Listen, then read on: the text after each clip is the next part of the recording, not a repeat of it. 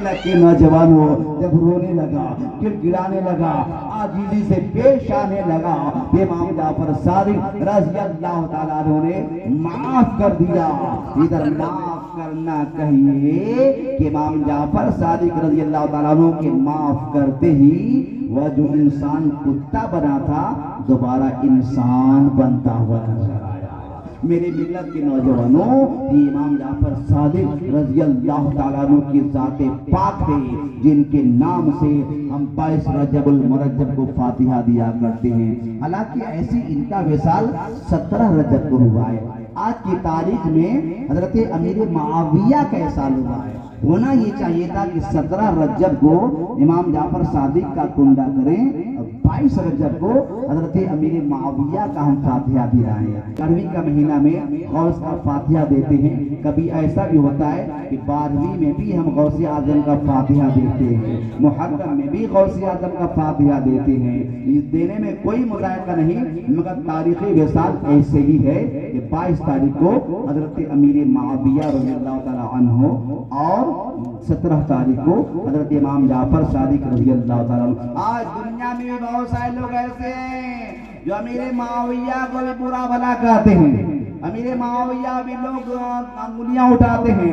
یہ رافضی لوگ، یہ شیعہ لوگ حضرت امیر معاویہ رضی اللہ تعالیٰ عنہ کی توہین کرتے ہیں اور کہتے ہیں کہ انہوں نے زبردستی امام حسن سے حکومت کی کرسی لے لیا اور انتقال کے بعد جو انتقال کے وقت جو ہے اپنے بیٹے یزید کو اس کرسی پہ بیٹھا دیا۔ اور اس طریقے سے حضرت امیر معاویہ کو لوگ برا بھلا کہتے ہیں۔ میرے ملت کے نوجوانوں، ہمیں رافضیوں کے، شیعوں کے چکر میں نہیں آنا چاہیے۔ ہمیں یہ دیکھنا چاہیے کہ امام حسن کا پیغام کیا ہے، امام حسین کا پیغام کیا ہے۔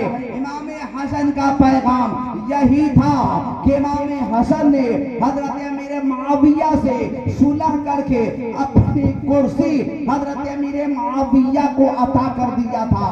تو جب عطا کر دیا تو امیر معاویہ کو ہم برا نہیں بول سکتے۔ اور میرے حسین نے یزید کو کرسی سے اتارنے کی کوشش کیا تھا کہ یزید برا تھا۔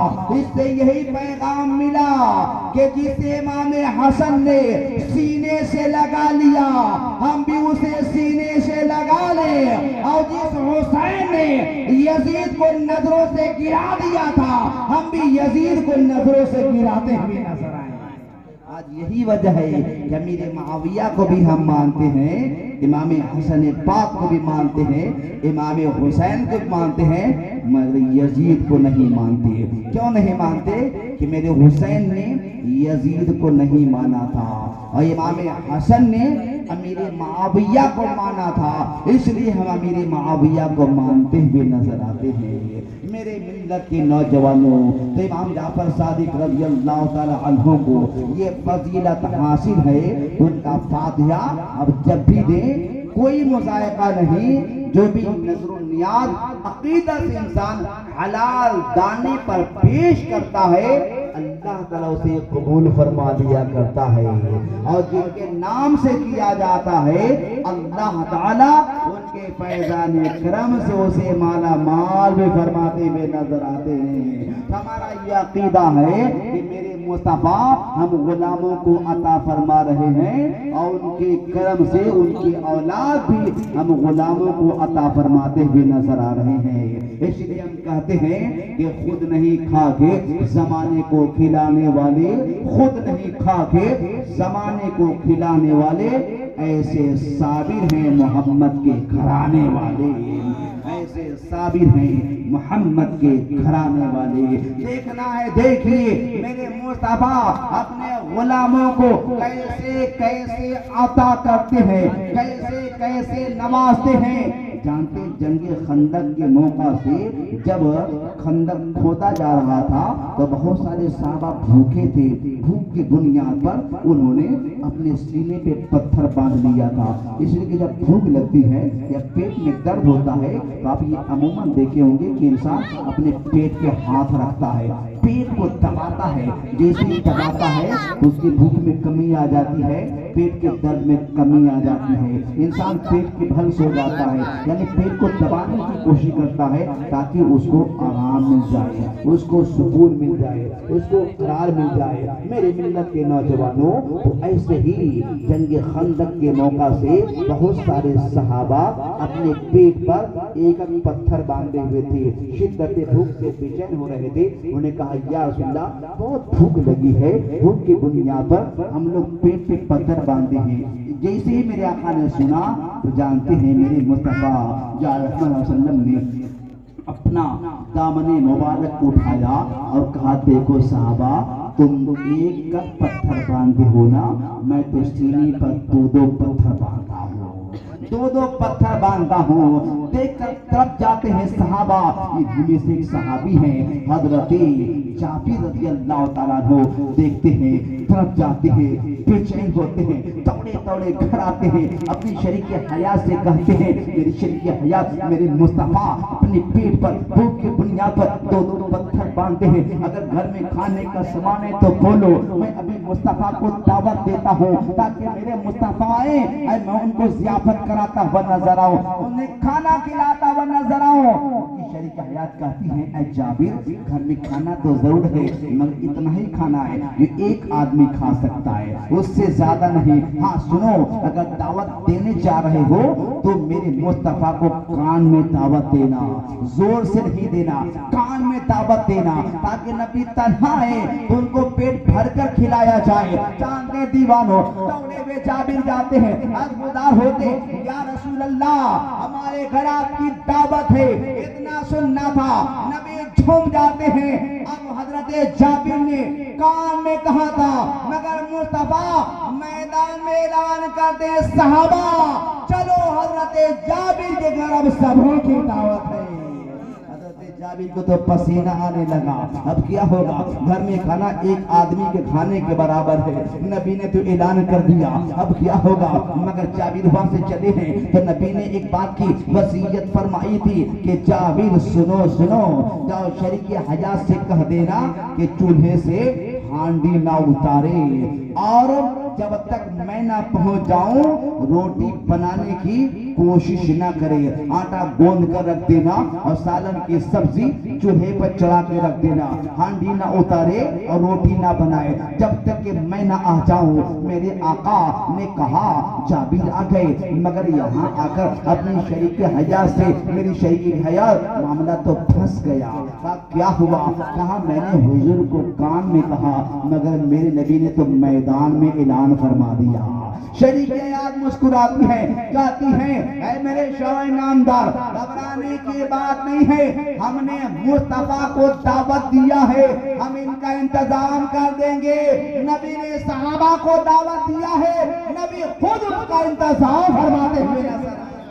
میرے آقا کے دیوانوں، حضرت جابر رضی اللہ تعالیٰ عنہ اور ان کی شریک حیات میں گفتگو ہو ہی رہی تھی کہ دیکھتے ہی دیکھتے تمام کے تمام مہمان حضرت جابر کے گھر پہنچ گئے۔ کم و بیش 1000 کے تعداد میں مہمان حضرت جابر کے گھر تشریف لا چکے ہیں۔ اگر 2-4 لوگ بھی ہوں تو روٹی کو تقسیم توڑ کر 2 ٹکڑے ایک ٹکڑے تقسیم کر دیا جاتا، مگر یہاں تو لوگ سینکڑوں کی تعداد میں ہیں، تھوڑی سی روٹی کو کتنے لوگوں میں بانٹا جائے۔ مگر میرے آقا تو غیب داں تھے، میرے آقا کو تو خبر تھی کہ جابر کے گھر میں کیا ہے کیا نہیں ہے، کیا دعوت کر رہے ہیں۔ میرے مصطفیٰ کو تو علم تھا، اس لیے علم تھا کہ نبی کو اللہ نے علم غیب عطا فرمایا تھا۔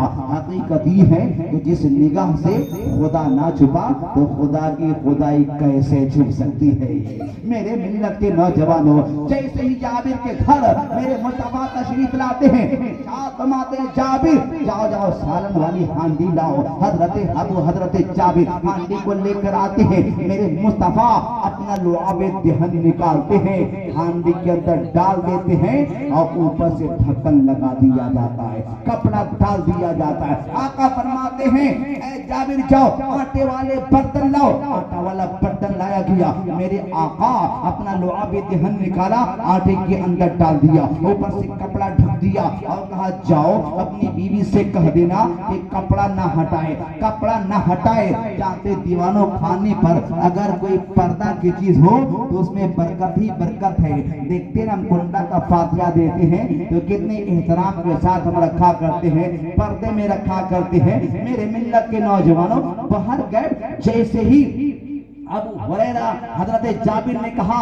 کہ شریک حیات معاملہ ایسا ایسا ہے, سالن کے اوپر سے کپڑے کو نہ ہٹانا, اگر سالن نکالنا ہو تو اندر سے نکال لینا, اور روٹی بنانا ہو ہاتھ کو اندر ڈالنا, آٹے نکال لینا جتنی کی روٹی بنتی ہے, اور پھر کپڑے کو ہرگز نہ ہٹانا, روٹی یعنی آٹا نکالتے جانا, روٹی بناتے جانا. تاریخ بولتی ہے کہ جب انہوں نے منع کر دیا تو ان کی شریک حیات ایسا ہی کرتی ہیں. یہاں تک کہ روٹی بنایا جا رہا ہے, مہمان کو پیش کیا جا رہا ہے, سالن نکالا جا رہا ہے, مہمان کو پیش کیا جا رہا ہے. حضرت جابر بھی حیران ہے, شریک حیات بھی حیران ہے, یا اللہ مختصر سی یہ سبزی اور یہ مختصر سا آٹا, سینکڑوں لوگ سیراب ہو گئے. دیکھتے ہی دیکھتے تاریخ یہ بولتی ہے کہ جتنے مہمان آئے تھے سب کے سب شکم سیر ہوتے ہوئے نظر آتے ہیں. میری ملت کے نوجوانوں, یہ ہے میرے مصطفیٰ کا اعجاز. اس لیے نبی نے فرمایا واللہ یعطی وانا قاسم, اللہ تعالیٰ دیتا ہے اور میں تقسیم کرتا ہوں. یہاں تک کہ مہمان نوازی کے بعد آقا گھر چلے گئے. جابر کی بیوی نے سوچا یا اللہ اتنی روٹی نکالنے کے باوجود بھی اب میں دیکھتا ہوں کہ اس میں آٹا کتنا رہ گیا ہے, اتنا سالن نکالنے کے باوجود اب کتنا سالن رہ گیا ہے. تو شریک حیات جابر کی دیکھتی کیا ہے, جب پردہ ہٹاتی ہیں تو یہی دیکھتی ہیں کہ جتنا آٹا پہلے رکھا گیا تھا اتنا آٹا ابھی بھی موجود نظر آ رہا ہے. میرے ملت کے نوجوانوں, میرے آقا کو خبر ہوئی, میرے آقا ارشاد فرماتے جابر قسم خدا کی اگر قیامت تک پردہ نہ ہٹایا جاتا تو قیامت تک آٹا ختم ہونے کا نام نہیں لیتا. یہ عقیدہ تو میرے مصطفیٰ رحمت کے دیوانے اعلیٰ حضرت نے بھی دیا ہے. درش حق ہے مسند رفعت رسول اللہ کی, دیکھ رہے ہیں حشر میں عزت رسول اللہ کی, اور رب العرش جس کو ملا ان سے ملا, بڑھتی ہے کونین میں نعمت رسول اللہ کی. ہمارا عقیدہ ہے کہ میرے مصطفیٰ اپنے غلاموں کو کل بھی نواز رہے تھے, آج بھی نواز رہے ہیں, اور صبح قیامت تک نوازتے ہوئے نظر آئیں گے. نبی کی اولاد ہم غلاموں کو کل بھی نواز رہے تھے, آج بھی نواز رہے ہیں, اور صبح قیامت تک نوازتے ہوئے نظر آئیں گے. ایک بات سنے گفتگو ختم. جس امام جعفر صادق کی محبت میں بیٹھے, تاریخ بولتی کہ منصور عباس نے کہا تھا اے میرے دربان جب امام جعفر صادق آئے نا تم وہی دروازے ہی پہ شہید کر دینا, دروازے ہی پہ مار دینا. مگر جانتے ہیں اولیاء کرام اولاد رسول سے دشمن کرنے والے خود برباد ہو جاتے ہیں مگر ان کا کچھ بگاڑ نہیں سکتے ہیں. تاریخ بولتی ہے کہ منصور عباس نے کیا دیکھا کہ اچانک امام جعفر صادق ہمارے کمرے میں آ گئے, دیکھ کر حیران و پریشان ہے. اس لیے کہ کہا یہ گیا تھا کہ دربان دروازے پہ جیسی آئے شہید کر دینا, مگر یہاں کیسے پہنچ گئے؟ دربان کو بلایا گیا, دربان بھی دیکھ کر حیران ہے یا اللہ امام جعفر صادق یہاں کیسے آ گئے, ہم تو دروازے پہ کھڑا تھے, ہم کیسے نہیں دیکھے کدھر سے آئے کس طرف سے آئے. یہاں تک کہ امام جعفر صادق چلے گئے تو اس دربار سے پوچھا یہ تو بتاؤ کہ تم امام جعفر صادق کو آنے کیسے دیا؟ میں نے کہا تھا نا کہ اسے شہید کر دینا. تو دربان جواب دیتا ہے یاد رکھیں ہم نے نہ امام جعفر صادق کو آتے ہوئے دیکھا ہو نہ جاتے ہوئے دیکھا ہو. آپ کی بارگاہ میں جب آیا تو میں دیکھا کہ یہاں امام جعفر صادق جلوہ فرماتے نظر آ رہے ہیں. کے نوجوانوں یہ اولیاء کرام کی ذات ہے, یہ اولاد رسول کی ذات ہے. نبی کی عطا سے جہاں چاہیں چلے جائیں, اپنے فیضان سے لوگوں کو مالا مال فرماتے ہوئے نظر آئیں. اللہ تعالیٰ تعالیٰ کی بارگاہ میں یہی دعا کرتا ہوں رب قدیر ہم تمام مسلمانوں کو اولیاء کرام سے، صحابہ کرام سے، انبیاء کرام سے اور خاص کر نبی کی اولادوں سے سچی عقیدت اور محبت رکھنے کی توفیق عطا فرما۔ حضرت امام جعفر صادق رضی اللہ تعالی عنہ کے فیضان کرم سے مالا مال ہونے کی توفیق عطا فرما۔ کون دیتا ہے؟ دینے کو منہ چاہیے، دینے والا ہے سچا ہمارا نبی۔ وما علینا الا البلاغ۔ السلام علیکم ورحمۃ اللہ۔ اسلام زندہ باد، مسلمان پائندہ باد۔ کھڑے ہو کر درود السلام۔ یا نبی سلام علیکہ، یا رسول سلام